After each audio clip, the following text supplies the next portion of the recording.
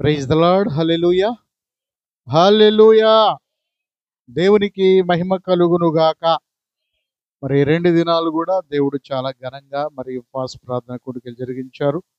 ఈ 3వ దినము ఈ పగల సెషన్లో మనం మళ్ళీ కూడుకొని మరి విజ్ఞాపన చేయడానికి, మరి దేవుని వాక్యాన్ని వినడానికి, మరి మనందరికి కూడా దేవుడు ఇచ్చిన ఈ సమయాన్ని బట్టి నేను దేవుని స్తుతిస్తున్నాను. హల్లెలూయా, హల్లెలూయా. మరి సమయంలో దేవుని వాక్యంలోకి వెళ్ళి కొన్ని మాటలు మనం చదువుకుందాం. దానియేలు గ్రంథము 9వ అధ్యాయము. దానియేలు గ్రంథము 9వ అధ్యాయము 20వ వచనాన్ని మనము చదువుకుందాం.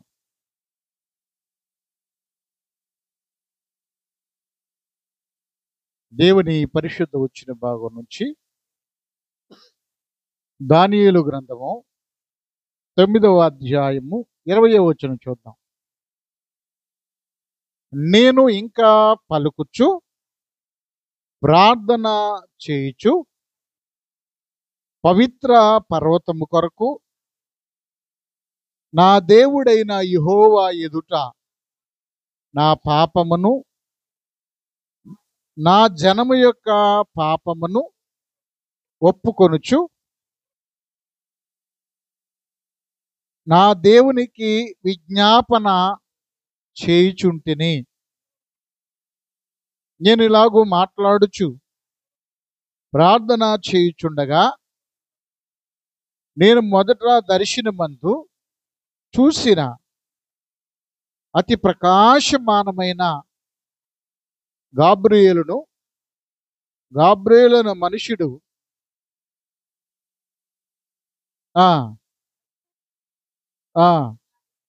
నాకు కనబడి నన్ను ముట్టెను. చాలండి. దేవుడి మాటలు దీవించును గాక. దేవుడి వాక్యం ద్వారా మనతో మాట్లాడాలని ప్రార్థన చేద్దాం. ప్రతి వారు కూడా మరి ప్రార్థనలు ఏకీవించండి. పరిశుద్ధుడా, ప్రేమ నమ్మకం కలిగినటువంటి మా ప్రియ పరలోకపు తండ్రి, మీ ఘనమైన నామాన్ని బట్టి, శ్రేష్టమైన నామాన్ని బట్టి నీకు వందనాలు ప్రభువా. ఇదిగో కూడి వచ్చిన బిడ్డలను బట్టి నీకు వందనాలు.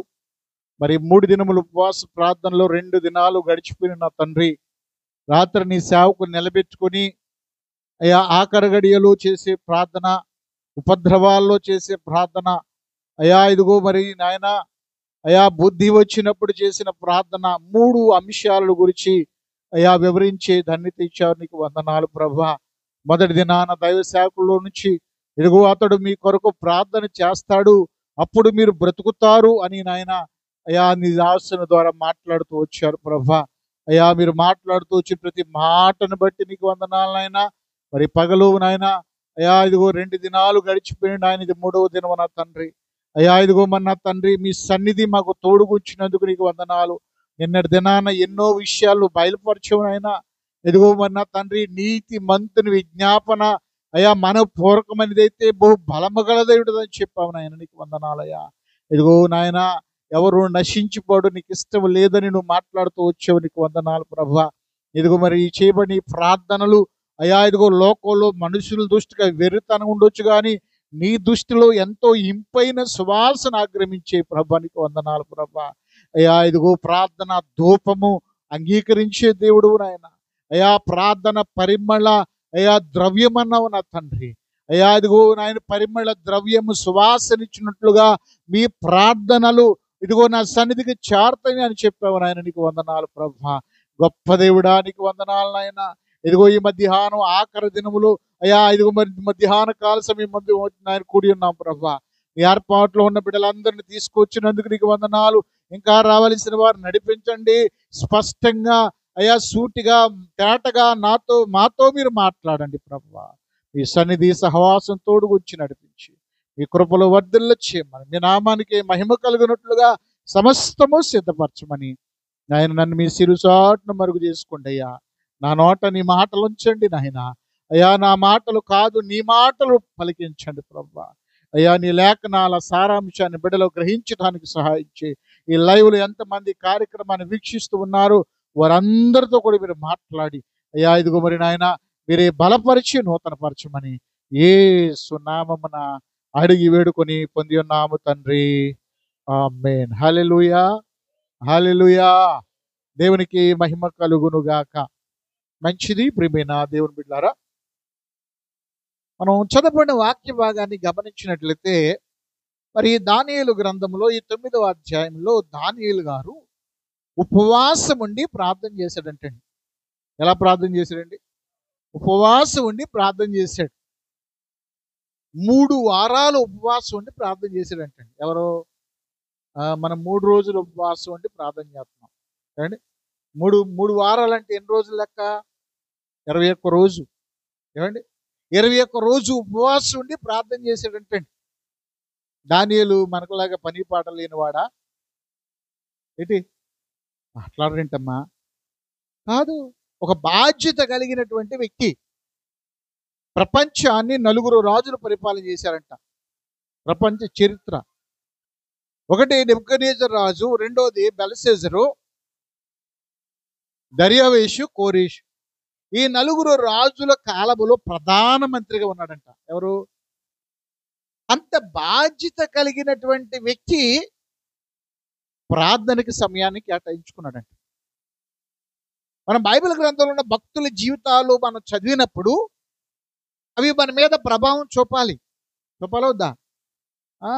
మనం భక్తుల యొక్క జీవితాలను దీవించినట్టుగా మమ్మల్ని దీవించేయి అంటాం, కానీ వాళ్ళు చేసిన ప్రార్థన మాకు అనుగ్రహించి అని అడగలేకపోతాం మన దేవుని.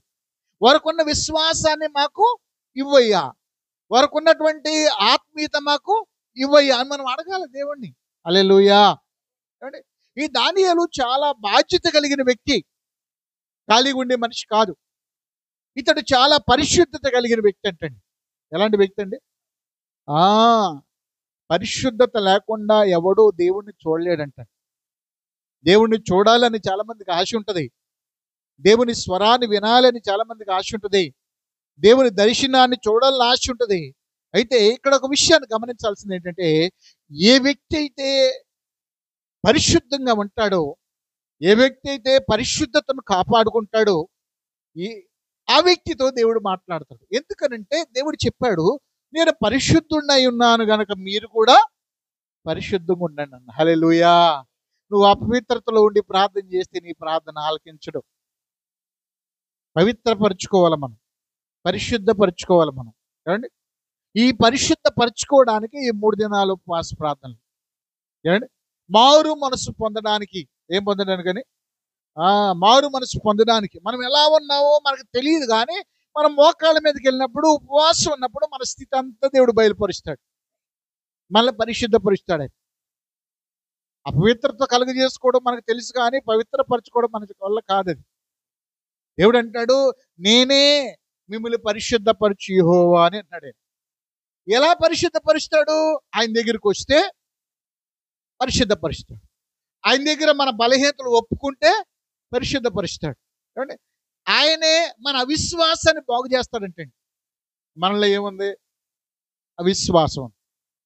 మన విశ్వాసం అప్ అండ్ డౌన్ అవుతుంది. ఒక్కోసారి మనం కోరుకున్నది దొరికినప్పుడు, మనం ఆశించింది అనుగ్రహించినప్పుడు దేవుడు ఎంత గొప్పోడు అండి. నిజంగా దేవుడు చాలా గొప్పోడు అనుకుంటాం, దేవుడి కొరకు బ్రతకాలనుకుంటాం.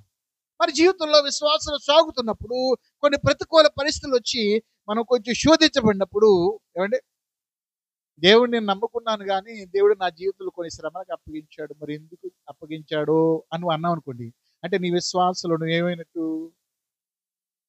బలహీనం అయిపోయినట్టు. ఎందుకు అనే ప్రశ్న నీలోకి వస్తే, సందేహము అనే ప్రశ్న నీలోకి వస్తే, బలహీనపరిచే పరిస్థితి నీలోకి వస్తే, నువ్వు విశ్వాసంలో దిగజారిపోయినట్లు. అంటే సాతాను గారి టార్గెట్ ఎప్పుడు కూడా ఏంటంటే, నీ విశ్వాసం నుంచి నువ్వు డౌన్ అయ్యేటట్టు చేయడమే ఆడి పని. ఇతరుల ద్వారా కానీ, ఒక బలహీనత ద్వారా కానీ, అనారోగ్యం ద్వారా కానీ, సమస్యల ద్వారా కానీ ఏదో ఒక రకంగా శోధిస్తూ ఉంటాడు మనం. హల్లెలూయా, హల్లెలూయా. ఒక స్త్రీ బాగా ప్రార్థన చేస్తూ ఉందనుకోండి, దేవుళ్ళు ఎదుగుతుంది, దేవుని కొరకు తీర్మానం చేసుకొని బతకాలనుకుంది. చైతన్య గడు ఏం చేస్తా, ఆమె భర్తలోనూ పిల్లల్లోనూ దొరబడతాడు. దొరబడి శోధించేస్తాడు. లాస్ట్కి ఏమంటుంది? ఎలాంటి ఆలోచన అంటే, ఇంత ప్రార్థన చేసినా కానీ ఈ పనికి మాలిన వారి చేత, ఈ పనికి మాలిన మాటలు నేను పడాల్సి వస్తుంది, ఏంటి నాకు ఈ శోధన వచ్చి, దేవుడా ఏంటయ్యా ఈ పరిస్థితి అని ప్రశ్నించే పరీక్ష. అంటే మన విశ్వాసం ఏమవుతుంది? బలహీనం అయిపోతాం. కనుక మన విశ్వాసాన్ని మనం కలిగిన వారంగా ఉండాలి. ఇక్కడ మనం జాగ్రత్త గమనించినట్లయితే పరిశుద్ధత కలిగిన వాడుగా దానియేలు ఉన్నాడు. యవ్వన కాలములోనే ఎవరైతే పరిశుద్ధత కలిగి యవ్వన కాలంలో జీవించారో వాళ్ళు ఒక ఉన్నతమైన స్థితిలో ఉన్నారండి. యోసేపు కానివ్వండి, దానియేలు కానివ్వండి, షడ్రక మిషక అబేద్నెగోలు కానివ్వండి, వాళ్ళ ఒక ఉన్నతమైన పొజిషన్లో ఉన్నారా లేదా? ఉన్నారు.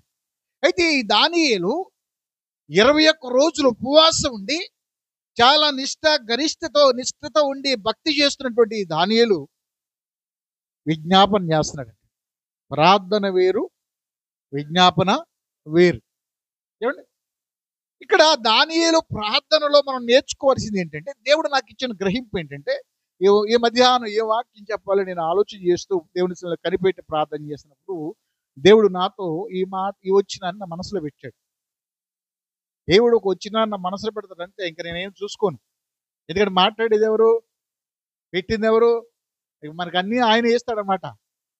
అయితే ఇక్కడ మనం జాగ్రత్తగా లేఖనాలు గమనించినట్లయితే ఈ దానియేలు ప్రార్థన చేశాడు, విజ్ఞాపన చేశాడు. దానియేలు పరిశుద్ధత కలిగిన వాడు ఉన్నాడు, నీతిమంతుడిగా ఉన్నాడు దానియేలు. అయితే దానియేలులో నేర్చుకోవాల్సినవి ఏంటంటే, దానియేలు తన ప్రజల పాపాలు తను ఒప్పుకుంటున్నాడు. హల్లెలూయా. తాను చేసాడ పాపం? దానిలో ఏమన్నా బలహీనతలు ఉన్నాయా? తనలో ఏమన్నా అపవిత్రత ఉందా? అంటే ఇక్కడ ఒక విషయాన్ని గమనించాలి. ఒక వ్యక్తి ఆత్మీయత కలిగి ఉంటే, ఒక వ్యక్తి దేవుని మనసును ఎరిగిన వాడుకుంటే, ఒక వ్యక్తి దేవుని యొక్క ఆలోచన ఎరిగిన వాడుకుంటే ప్రజలందరూ రక్షణ పొందాలని కోరుకుంటాడు. హల్లెలూయా. ప్రజలందరూ మారు మనసు పొందాలని కోరుకుంటారు. ప్రజలందరి పాపాలు క్షమించబడాలని కోరుకుంటాడు. హల్లెలూయా. దేవునికి మహిమ కలుగును గాక. ఇప్పుడు మోషే జీవితాన్ని కూడా మనం గమనించినట్లయితే ఇశ్రాయేలు ప్రజలకు ధర్మశాస్త్రాన్ని తీసుకురావడానికి కొండ మీదకి వెళ్ళాడండి. ఎక్కడికి వెళ్ళాడండి? ప్రార్థన చేస్తూ ఉండగా ఈ ప్రజలు పాపం చేసి ఒక దూడను చేసుకొని బలులర్పించుకుంటూ నాట్యం ఆడుకుంటూ గందరగోళమైన స్థితిలో ఉన్నప్పుడు మోషే వచ్చాడు తెగి. ఏమండి? చూసినప్పుడు దేవుడు చెప్పాడు, ఈ ప్రజలు పాపం చేశారని, వాళ్ళని నాశనం చేస్తానని చెప్పాడు. కొంతమంది నాశనం చేయబడ్డారు. లాస్ట్కి మరి మోషే దగ్గరికి ప్రజలు వచ్చినప్పుడు మోషే అంటాడు కదా, మీరు దేవుని దృష్టిలో ఘోరమైన పాపం చేస్తున్నారు. అయితే నేను మీ కొరకు నేను దేవుని దగ్గరికి వెళ్ళి ప్రార్థన చేస్తా. ఎంత గొప్ప మనసు అండి నిజంగా. నేను మీ కొరకు ప్రార్థన చేస్తా.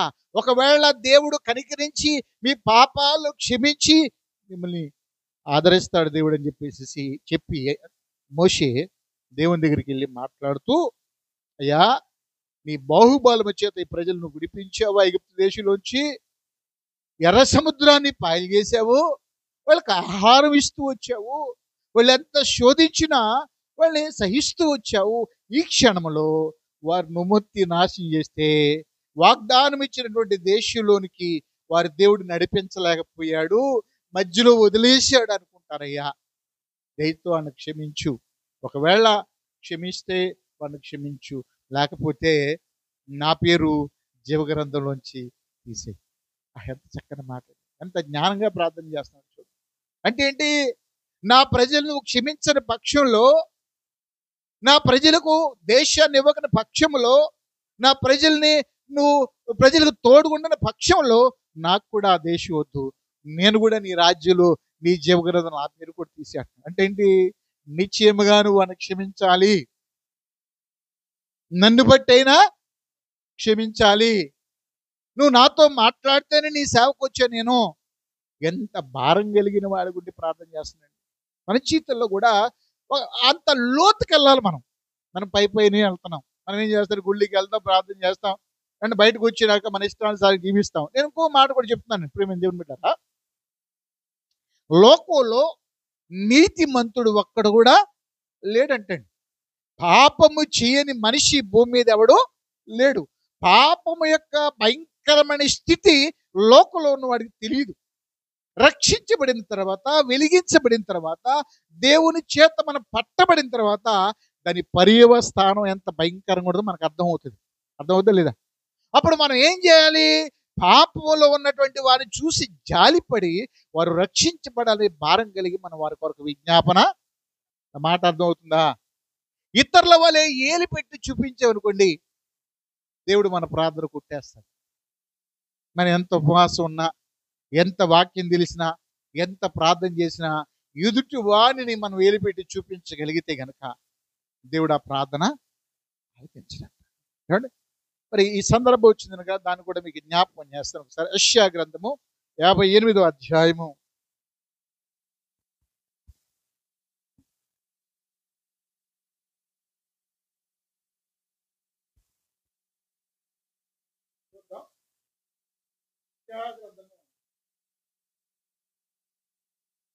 58వ అధ్యాయము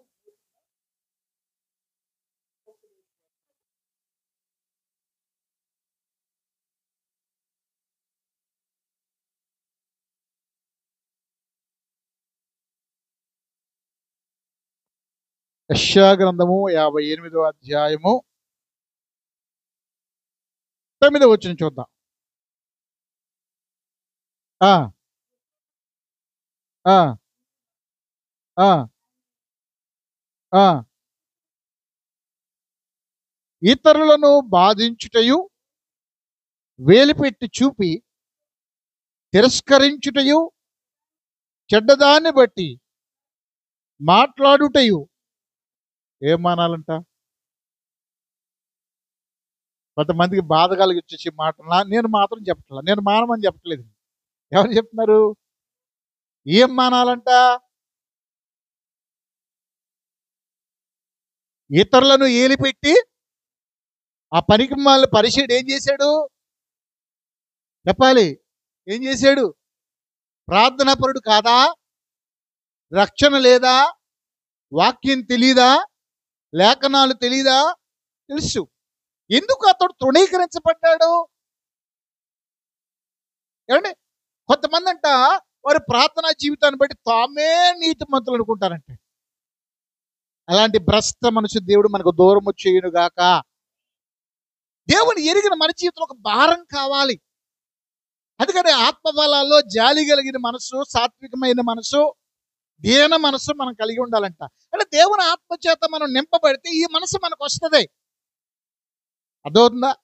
ఒక వ్యక్తి దేవుడి నుంచి తొలగిపోయినప్పుడు, దేవునికి దూరంగా బతుకుతున్నప్పుడు ఆ వ్యక్తి విషయంలో జాలిపడి వాడిని మనం దేవుని దగ్గరికి రావాలంట ప్రార్థన ద్వారా. హల్లెలూయా.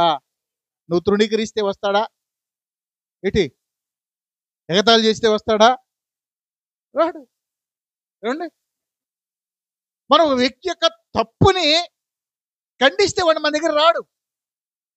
ఏమండి, నేను భద్రాచలం ప్రాంతంలో పరిచయం చేసినప్పుడు అడవి ప్రాంతం అదంతా కూడా అనమాట. వాడు నేను ప్రార్థనలు ఎక్కువ సమయం ప్రార్థనలు గడిపేవాడు అనమాట. మధ్యాహ్నం 3 గంటల నుంచి 4 గంటల వరకు ప్రార్థన, మరి పొద్దున్నే ప్రార్థన, రాత్రి 7 గంటల నుంచి 8 గంటల వరకు ప్రార్థన. ఇక అక్కడ పరిచర్య కొత్తగా ప్రారంభించాం కనుక సంఘస్థాపన అక్కడ జరగాలి కనుక ఎక్కువ సమయం ప్రార్థనలో ఉండి అనమాట. ఎవరు తెలియదు నాకు అక్కడ. అంతా కూడా ట్రైబ్స్ ఏరియా, అంటే కోయి ప్రజలు అనమాట. వారికి వస్త్రాలు ఎలా కట్టుకోవాలో కూడా తెలియదు అనమాట. నాగరిక ప్రజలు అనమాట. నాగరిక తెలియదు, వాళ్ళు ఏం మాట్లాడాలో కూడా తెలియదు. ఒక్కొక్కళ్ళు 6 అడుగుల దగ్గర ఉంటారు. రండి, అంతా కూడా మరి డ్రింకర్స్ ఆ ఏరియా అంతా కూడా. మనకి పొద్దున్నే లేచిన టీ తాగుతాం కదా మనం. కొంతమంది టీ వ్యసనం ఉంటుంది, టీ తాగింది బయటకు రాలేదు. అలానే వాళ్ళు ప్రతి ఉదయం పూట సాయంత్రం పూట కూడా సారా తాగింది వాళ్ళు బయటకు రారు. వాళ్ళకి అదొక హ్యాబిట్ అనమాట. అంతా డ్రింకర్స్, తాగుబోతులు అనమాట.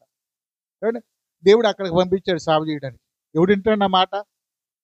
రండి, ఎవడు వినడం? అక్కడ సేవ చేయమన్నాడు దేవుడు. ఇక నేను సేవ చేయడం పక్కన పెట్టి కానీ ప్రార్థన చేయడం ప్రారంభించాను ఇక. ఎందుకంటే ప్రార్థన తప్ప మనకు ఆధారం ఏమి. ప్రార్థన చేస్తుంటే సాయంకాలం రంగాల్ని ఒక అతను తాగేసి ఫుల్గా వచ్చాడు. పాద్రి గారా ఏం చేస్తారు మీరా అన్నాడు. వచ్చి అరగంట సేపు సోదేసి మాట్లాడేవాడు. అదని ఇదని మీరేంటి బయటికి వెళ్ళరు, మేము పనికి వెళ్ళి వస్తే కానీ మాకు 4 ఏళ్ళు లోపలికి వెళ్తా, మీరు ఏదో నల్లటి పుస్తకం చదువుతున్నారు, కూర్చుంటున్నారు, మరి మీరు ఎలా పోషించబడుతున్నారు అని చెప్పేసి అడుగుతూ ఉండండి. నవ్వుతూ ఉంటూ అతనితో మాట్లాడుతూ ఉండండి. వాడు వెళ్ళిపోయిన తర్వాత ఆడు కాసం మళ్ళీ అరగంట సేపు ప్రార్థన చేసేవాడు. ప్రభువా తాగుబోతున్నాను నాకు చెప్పయ్యా, వీడికన్నా మారు మనసు దయచేయి ప్రభువా, అని చెప్పేసి ప్రార్థన చేస్తూ ఉండే అనమాట. వాడు రోజు ఇక నా ఫ్రెండ్ అయిపోయాడు, రోజు వచ్చేస్తాడు అంతే. వాడు వెళ్ళిపోగానే వాడి కోసం ప్రార్థన చేయటం, దేవుడిని అడగడం. ఏమంటే అలా కొనసాగుతుంది. ఒక 2 నెలలు 3 నెలలు అలాగా మరి మా ఇద్దరి మధ్య ఫ్రెండ్షిప్ ఏర్పడింది. చక్కగా వచ్చాడు, టైం పాస్గా మాట్లాడేవాడు. అప్పుడు అమ్మగారు కన్సీవ్ అయింది, కంటానికి వచ్చేసింది. మరి నాకు ఎవరు ఉన్నారు అక్కడ? ఒక్కడే కదా మా దోస్త్ అనమాట. అయిపోయాడు ఇక ప్రార్థనలు ఎక్కువ గడిపేవాళ్ళమాట. ఆ తర్వాత ఒక 2 నెలల తర్వాత అతను రావట్లా, 2 రోజులు 3 రోజులు బట్టి. నేను ప్రార్థన చేసుకుంటే రెగ్యులర్గా, ఏంటి మనోడు రావట్లేదని చెప్పేసి నేను వేరే వాళ్ళని అడిగా. వాళ్ళ వ్యక్తి రోజు వస్తాడు కదా మా ఇంటికి, ఏంటి రావట్లేదంటే అతనికి 3 రోజులు బట్టి జ్వరం వచ్చింది, అతను లగట్లా మంచం మీదే పడి ఉన్నాడు అని చెప్పేసి అన్నప్పుడు, సరే నాకు ప్రేరణ వచ్చింది, వెళ్ళి ప్రార్థన చేద్దాం అనిపించింది నాకు. సరే నేను గబగబా వెళ్ళి ఇంటికి వెళ్ళగానే ఒక కుక్కు మంచంలో మునగడ తీసుకొని దుప్పటి కప్పుకొని మూలుగుతున్నాడు మంచం మీద, బాగా జ్వరం చేత బాధపడుతున్నాడు. సరే నేను వెళ్ళి వెళ్ళగానే నన్ను చూసి గబగబా లేచిపోయి, ఏంటి పాస్టర్ గారు మీరు వచ్చారేంటి అని చెప్పేసి, ఏంటి అంటే నాకు జ్వరం వచ్చిందంటే 3 రోజులు బట్టి ఏమి తింటలేదు, నేను ఈ మంచం మీదే పడి ఉన్నా నేను అని చెప్పేసి అతను అడిగినప్పుడు నేను అన్నాను కదా, సరే నేను ప్రార్థన చేస్తా, చేయమంటావా, చేయించుకుంటావా అన్న. మరి కొబ్బరి నూనె మీ ఇంట్లో ఉందా అన్న. ఉందన్నాడు, తీసుకురా అన్న. వెళ్ళి గబగబా లోపలికి వెళ్ళి తీసుకొచ్చాడు. ప్రార్థన చేసి ప్రార్థన చేశాను. అంటే ప్రార్థన చేసి ఇంటికి వచ్చేసానండి. ఒక అరగంట తర్వాత ఏమంటే లేచిపోయి వేసేసి మళ్ళీ వచ్చాడు. హల్లెలూయా. అంటే స్వస్థ వచ్చేసింది ప్రార్థన చేయగానే. మళ్ళీ వచ్చాడు. వచ్చిన కానీ నేనన్నా, ఇదేంట్రా బాబు, దేవుడు స్వస్థపరిచాడు, మళ్ళీ తాగేసి వచ్చాడు, అనవసరంగా ప్రార్థన చేసిన ఏంటి అనుకున్నా నేను. సరే వచ్చేసాడు, కూర్చున్నాడు, మాట్లాడాడు, అట్లా అయిపోయింది. రోజు వస్తున్నాడు, అతని కొరకు నేను ప్రార్థన చేస్తానే ఉన్నాను. నేను అతనితో ఏమి మాట్లాడలా. నువ్వు తాగుడు మానేయమని కానీ, నువ్వు సిగరెట్లు మానేయమని కానీ, నువ్వు మారు మనసు పొందమని కానీ నేను ఏమీ చెప్పట్లా. నేను ఎవరికి చెప్తున్నాను? దేవునికే చెప్తున్నా. ఒకవేళ నేను ఆడికి ఖండించాను కాడు, మళ్ళీ గుమ్మం తక్కడు, నాకు అప్పగించిన ఆత్మ ఆడే, నాకు అర్థమైపోతుంది దేవుడు ఇది చేస్తాడని చెప్పేసి. సరే ప్రార్థన చేస్తూ ఉన్నాను, అలా జరుగుతుంది. ఆ తర్వాత ఒక 15 రోజుల తర్వాత బానున్నాడు. 20 రోజుల తర్వాత మళ్ళీ అతను ఒక అర్ధరాత్రి అతనికి మరి జ్వరం వచ్చి కాలు చెయ్యి పడిపోయి యూరిన్కి వెళ్తా ఆ దారిలో పడిపోయాడంటే, కాలు చేతి బెండ్ అయిపోయిందంటే. లావుడి లేపి తీసుకెళ్ళి మంచం మీద పొడుగుబెట్టినాక ఆయన అంటున్నాడంట, మన ఇంట్లో యేసు రక్తం ఉంది, అది తీసుకొచ్చి నాకు రాయి. ఎందుకంటే ఆల్రెడీ ఒకసారి ఏమైంది, స్వస్థ వచ్చింది కదా, యేసు రక్తం ఉంది, తీసుకొచ్చి నాకు రాయి అని అన్నాడంట అతను. అలా ఆవిడంటుంది, చచ్చినోడా, తాగింది ఇంకా తెగలేదు నీకు, యేసు రక్తం ఉంది మన ఇంట్లో. అసలు యేసు గురించి మనకు తెలుసా? మనం అంతా కూడా మన దేవతల్ని, మన దేవుళ్ళని ఆరాధిస్తాం కదా, నువ్వు ఏం మాట్లాడుతున్నావు, నీకు మత్తు దిగలేదా అని చెప్పేసి ఆమె తిడతా ఉందంట. ఇతను సైగ చేస్తా ఉండగానే మరి ఏంటి అంటే చూపించాడంట, కొబ్బరి అంటే రాసిందంట. అప్పుడు మేము దేవుని బిడ్డలారా, దేవుడు సాయంత్రానికి దేవుడు స్వస్థపరిచాడు. హల్లెలూయా. అతను నడుచుకుంటూ వచ్చి ఏడుస్తున్నాడు, నా దగ్గరకు వచ్చి ఏడుస్తూ బాధపడుతున్నాడు. ఏంటి బాబు, నేను కంగారు పడిపోయా, ఏంటి ఒకళ్ళు ముందు ఎక్కువ అయిపోయింది, ఏంటి వీడికి మళ్ళీ ఏడుతున్నాడు నా దగ్గరకు వచ్చి అని చెప్పేసి. తాగకుండా వచ్చి ఏడుస్తూ అతను అన్నాడు, అయ్యగారండి కాలు చేయి పడిపోయింది, నాకు మరి చాలా భయంకర పరిస్థితిలో మీరు ప్రార్థన చేసి నూనె రాసిచ్చారు, నాకు స్వస్థత వచ్చిందయ్యా. మరి మీలో ఏదో మీరు నమ్మినటువంటి దేవుడు గొప్ప దేవుడు అని చెప్పి నాకు అనిపిస్తుంది అని చెప్పేసి మరి నాతో మాట్లాడడం ప్రారంభించిన, అప్పుడు శుభవార్త ప్రకటించడం ప్రారంభించాను. హల్లెలూయా. ఆ తర్వాత అతను నన్ను ఫాలో అవుతా ఉన్నాడు. దేవుని కృపను బట్టి శబరి గోదావరిలో అతనికి బాప్తీసం ఇచ్చాను. హల్లెలూయా. అప్పుడు చెప్పా నేను, అరే బాబు అక్కడ 3 పూటలు తాగుతారని చెప్పాగా, నేను అన్నారు, నువ్వు 3 పూటలు తాగమాక, దేవుడిని నమ్ముకున్నావు కదా, తగ్గించి అన్న. 2 పూటలు తాగడం మళ్ళీ ఇచ్చాడు, 1 పూట ఆపేసాడు. మళ్ళీ అన్న, అది కూడా కరెక్ట్ కాదు నాన్న, తగ్గించి అన్న. 1 పూట తాగుతున్నాడు, 2 పూటలు మానేసాడు. దేవుని స్తోత్రం. ఆ తర్వాత అది కూడా కరెక్ట్ కాదు నాన్న, ప్రభు శరీరం రక్తంలో పాలు పంపులు పోతున్నావు కదా అని చెప్పా. ఆ తర్వాత పూర్తిగా మానేశాడు. దేవుని స్తోత్రం. ఏమండి, అతడు దేవుని యొక్క శరీర రక్తంలో పాలు పంపులు పొందుతున్నాడు. అతను కొరకు ప్రార్థన చేస్తా ఉన్నాను. ఇక నాకు గొర్రెలు కాపరి గొర్రె తిరిగినట్టుగా నా యొక్క మానయ్య తిరుగుతూ మొదలుపెట్టాడు. గొళ్ళోకి తీసుకెళ్ళి నాతో పాటు ప్రార్థనలు నడిపించడం ప్రారంభించాడు. హల్లెలూయా. ఏమండి, అతనికి అల్సర్ వచ్చేసి మనిషి ఎండిపోయి చచ్చిపోయేటటువంటి అంత అన్నం కూడా తినవాడు కాదంటండి.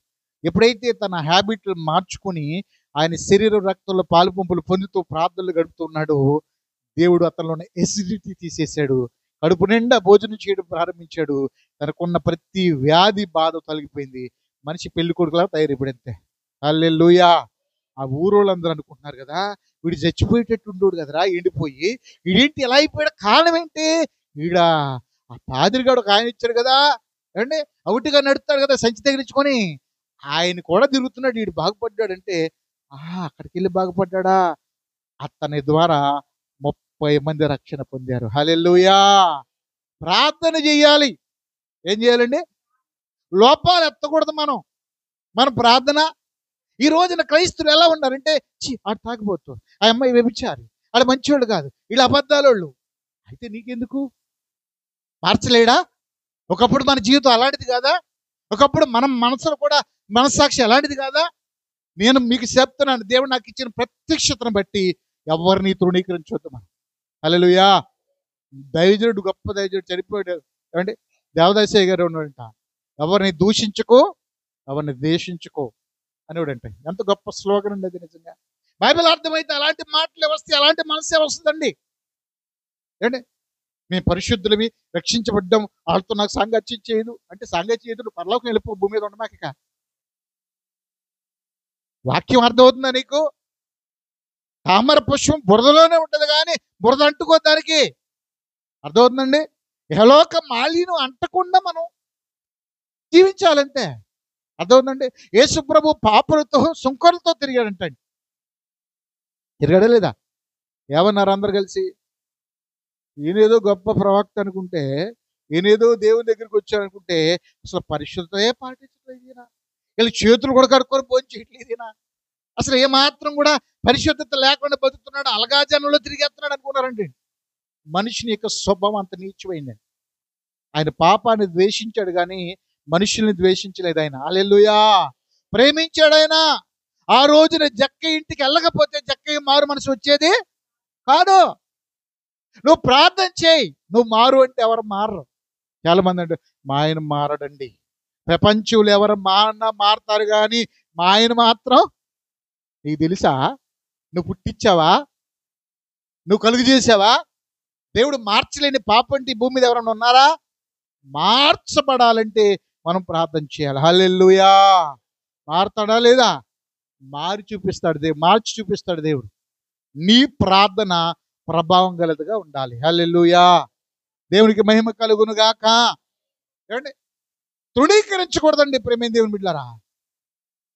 ఏమండి, దానియేలు తన ప్రజలు ఎందుకు బబులోను దేశంలో బానిసలైపోయారు, ఎందుకు వాళ్ళు దేశదిమ్మలుగా తిరుగుతున్నారు, ఆ జాతి ప్రజలు ఏ రీతిగా దేవునికి విరోధంగా పాపం చేశారు, అది గ్రహించినటువంటి దానియేలు అంటాడు కదా, అయ్యా నా ప్రజల పాపాలు నేను ఒప్పుకున్నాను. మరి నీ బంధువులు రక్షించబడిన వారు, నీ స్నేహితులు రక్షించబడినటువంటి వారు, నీ రక్త సంబంధులు రక్షించబడిన వారు, నీ బిడ్డలు విగ్రహార్థికులు, లోక సేవలు చేసిన వారు ఎంతమంది ఉన్నారు?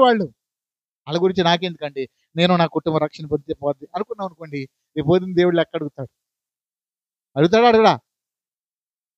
మీకు చెప్పకపోతే నన్ను అడుగుతాడు దేవుడు. అందుకని చెప్పేస్తున్నాను మీకు. దేవుని స్తోత్రం. హల్లెలూయా.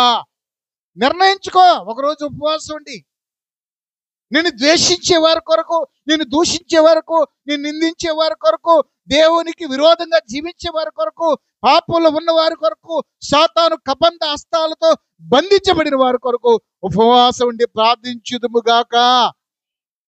ఏం చేయాలి మనం దానికోసం చేయం. ప్రభువా నా బిడ్డను దీవించయ్యా, నా బిడ్డలు దీవించయ్యా, భర్తను దీవించయ్యా, కుటుంబాన్ని దీవించయ్యా, ఇది ఒక ఫ్లాట్ ఉంది, ఇంకో ఫ్లాట్ ఇవ్వయ్యా, ఒక ఇల్లు ఉంది ప్రభువా, ఇంకొక స్టేర్ వేయాలయ్యా. మరి లేని వారికి కూడా గృహం ఇవ్వనప్పుడు ప్రార్థన చేసావా? మా ఎస్టేట్ ఎంత గొప్పదంటే, చక్కగా ఇల్లు లేని వారికి ఇల్లు ఇవ్వయ్యా, అద్దె కట్టుకోలేకపోతున్నారు, ఎంత కన్నీరు కాస్తున్నారు. దేవుని స్తోత్రం. మన ప్రార్థనలో పరిపూర్ణత రావాలి. ఏం కావాలి? ఒక పిల్లోడు కనుక ఈ చాక్లెట్లు అన్నీ నాకే, ఒక్కటి కూడా ఇవ్వని అంటాడా లేదా? ఎందుకని? వాడు మైండ్ మెచ్యూర్ అవలా. అదవుతుందా? అంటే మా మనవరాలు ఉంది, ఇచ్చిన దగ్గర పప్పులు ఇచ్చామనుకోండి, నాకు పెట్టమంటే నీకు నాకు నీకు నాకు అమ్మమ్మ కొత్తు. ఎవరైనా ఇష్టమైతే ఒకళ్ళకి భక్తి జీవితంలో కూడా పరిపూర్ణత రావాలి. అంటే మనం దీవించబడినట్లుగా ఇతరులు కూడా, మనం రక్షించబడినట్లుగా ఇతరులు కూడా, మనం దేవుని సన్నిధిలో నీతిమంతులైనట్టుగా వారు కూడా నీతిమంతులు కావాలి. హల్లెలూయా. మన ప్రార్థన వారికి ఆశీర్వాదం పంచునుగాక. ఎవరికి? ఇతరులకి ఆశీర్వాదం పంచాలి మన ప్రార్థన. ఒకవేళ నీ చుట్టూ ఉన్న వాళ్ళు నీకు విలువ ఇవ్వకపోవచ్చు, కానీ నీ ప్రార్థన శక్తివంతమైందని వారు గుర్తించకపోవచ్చు, కానీ నీ ప్రార్థన ద్వారా అనేక మంది రక్షించబడుదురుగాక. నేను ప్రార్థించే వాళ్ళకి చాలా విలువ ఇస్తా, పెద్దలకి, తల్లులకి. మా అమ్మగారు ప్రార్థన చేస్తుంది, చదువు లేదు కానీ ఒక్కోసారి మాట్లాడడం కుదరదు, ఎటువంటి అటు మాట్లాడదు, కానీ మా మనసులో సముదాయించుకొని నేను ఒకటే అనుకుంటాను, అమ్మగారితో కూడా చెప్తాను, అసలు ఆమె ప్రార్థన లేకపోతే కుటుంబాలన్నీ రక్షించబడేవి. వేళ వాళ్ళకి లోక జ్ఞానం లేకపోవచ్చు, వాళ్ళకి తెలివి లేకపోవచ్చు, కానీ వారు ఉన్న ఆశ ఏంటంటే ఆత్మలు రక్షించబడాలి, కుటుంబాలు రక్షించబడాలి, కట్టబడాలి. ఆ ప్రార్థన చాలా విలువైంది. హల్లెలూయా. లోకంలో మనుషులు గుర్తించకపోవచ్చు, కానీ నీ జీవితంలో దేవుడు ఎంత విలువిచ్చి నేను రక్షించుకున్నాడు అనేది, నేను దేని కొరకు ఏర్పాటు చేసుకున్నాడు నువ్వు ఎరగాల. హల్లెలూయా. ఆ రోజున నెబుకద్నెజరు కాలంలో జ్ఞానులందరూ సంహరించాలని శాసనం చేయబడినప్పుడు దానియేలు తన స్నేహితుడు కలిసి ప్రార్థన చేయకపోతే జ్ఞానులందరూ చంపేసేవాడే. అవునా కదా? రాజు జ్ఞానులందరినీ, ఇప్పుడు ఆ దేశంలో ఉన్న జ్ఞానులందరూ రక్షించింది ఎవరంటే రాజు కాదు, దానియేలు స్నేహితుల ప్రార్థన. ఆమేన్. వారి ప్రార్థనే. మరి నీ ప్రార్థన కూడా నీ కుటుంబాన్ని రక్షించునుగాక. నీ ప్రార్థన శాపాన్ని కొట్టివేయబడునుగాక. బంధకాల్లో ఉన్నారు, సమస్యలో ఉన్నారు, వాళ్ళు దేవుని ఎరగని వారే, వారు దేవునికి దూరంగా బతుకుతున్న వారే, నీకు తెలిసింది. ఆ టైంలో నువ్వు ఎంటర్ అయ్యి వాళ్ళని ఆదరించి వాళ్ళని బలపరిచి వాళ్ళని ప్రభు దగ్గర నడిపించాలా. హల్లెలూయా. వాళ్ళు మారండి, వాళ్ళు మన గుడికి రారండి, ఎంత చెప్పినా ఏనరండి. నేను ఒకటే చెప్తున్నా, ఓకే, ఫస్ట్ ఆఫ్ ఆల్ ప్రార్థన చేయి, దేవునికి ఒక ఆలోచన ఇస్తాడు, దాన్ని బట్టి నువ్వు నడు, అంతే. నీ అంతరం నువ్వు, నా అంతరం నేను తీర్మానం చేసుకోవడానికి అవకాశం లేదు. కనుక దానియేలు తన జనము యొక్క పాపము కొరకు ఏం చేశాడంట? ఒప్పుకున్నాడంటే. చదవండి మూలవాక్యం, నేను ముగిచ్చేస్తాను ఒకసారి.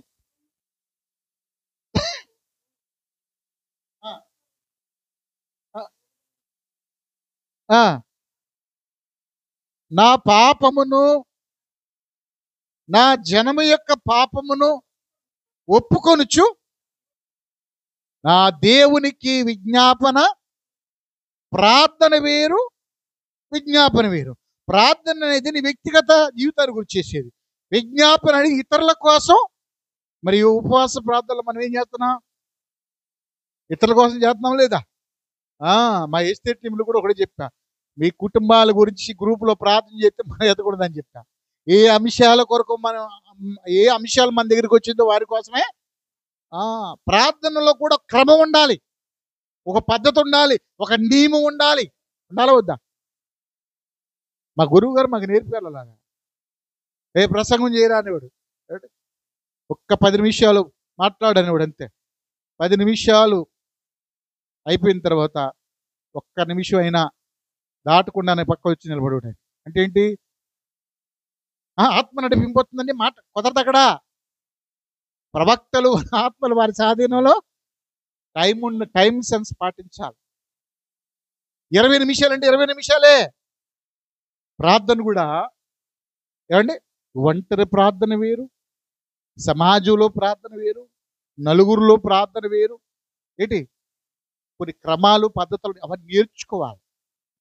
ఆరాధనలో స్తుతి ప్రార్థన చేయాలి అంటే కేవలం పోయిన ఆదివారం నుండి ఈ ఆదివారం వరకు నీ కుటుంబంలో దేవుడు చేసిన మేలుకి, నీ బిడ్డలు చేసిన దేవుడు చేసిన మేలుకి కృతజ్ఞతాస్తుతులు చెల్లించలే. 3 నిమిషాలు జస్ట్ ఒక పావుగంట చేసేవనుకోండి, ఏం సరిపోద్దా? మనకు ఉండేది 2.5 గంటలు అనుకుందాం.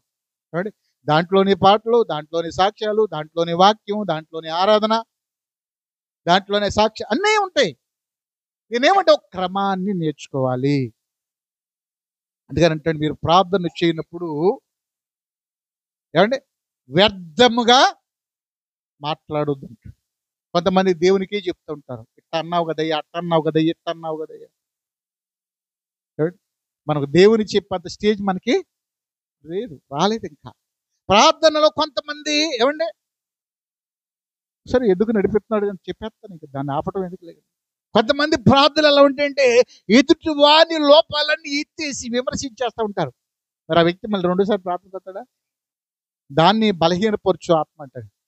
ఏ వ్యక్తిని కూడా మన ప్రార్థన ద్వారా బలహీనపరచకూడదు, మరి వారిని బలపరచాల. కొంతమంది ప్రార్థన చేస్తే మన హృదయాలు కరిగిపోయి మనకు ఆటోమేటిక్ పశ్చాత్తాపం వచ్చేస్తుంది. ఏమండి దేవుని ఆత్మ చేత మనం నడిపించబడి ప్రార్థన చేయుదుముగాక, ఇతరుల కొరకు మనం ప్రార్థన చేయుదుముగాక. కనుక ప్రార్థనలో కొన్ని నియమాలు ఉన్నాయి, కొన్ని కట్టడలు మనం నేర్చుకోవాలి. ఈ దానియేలు ఇతరుల కొరకు, తన జాతి ప్రజల కొరకు ప్రార్థన. మోషే కూడా ఏం చేశాడు? ఇతర ప్రజల కొరకు ప్రార్థన చేశాడా లేదా? చేశాడు. కనుక మనం కూడా ఆ మనస్సును ఆయుధంగా ధరించుకుందుముగాక, అట్టి మనస్సు కలిగి మనం భారం కలిగి ప్రార్థన చేయుదుముగాక. మిత్రులారా, చాలా విషయాలు ఉన్నాయి కానీ మనం మాట్లాడే సమయం లేదు. మనం వరుస ప్రార్థన చేసుకుందాం. దేవుడి మాటలు దీవించి ఆశీర్వదించునుగాక. ఆమేన్. తల వంచని ప్రార్థన చేద్దాం.